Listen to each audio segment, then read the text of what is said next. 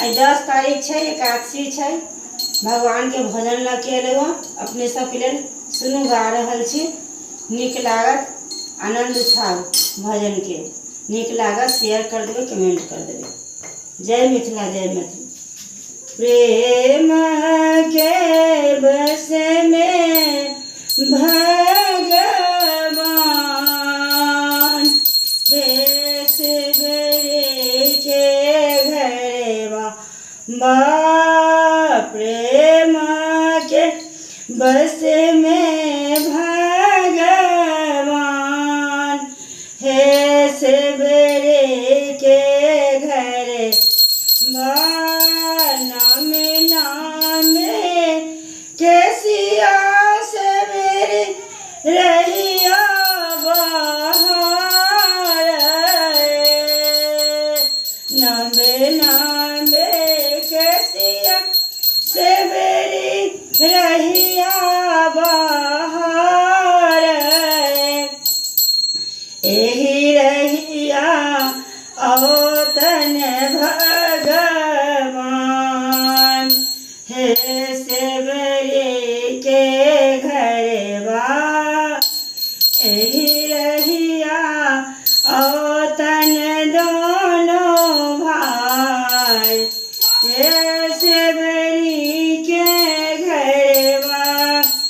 प्रेम के बस में दोनों भाई हे शिवरे के घरवा।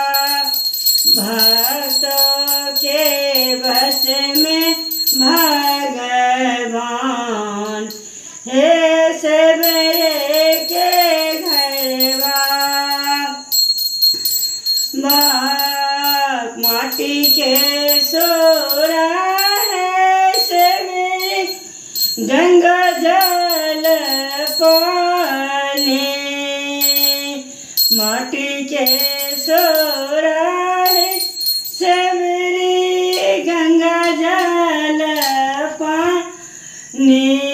भरी भरे राखल चरना पखारत दोनों भाई हे शिवरे के घरवा। प्रेम के बस में भगवान हे शिवरे के घरवा। कुश के चटैया शिवरी झरे झरे ओछावे। कुश के चटै शिवरी झरे झरे ओछावे। आसन लगतन भगवान हे शिवरे के घरवा। भक्तों के बस में भगवान हे शिवरे के घरवा।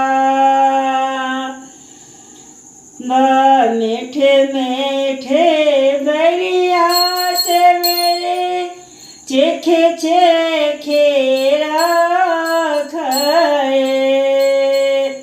मीठे मीठे बरिया शिवरे चेखे चेखे राखाए। भोग लगतन भगवान हे शिवरे के घरवा। ग्रहण करतन दोनों भाई हे शिवरी के घरवा। भक्तों के बस में भगवान हे शिवरी के घरवा। सोने के छेपे कर्पूरा कबाते।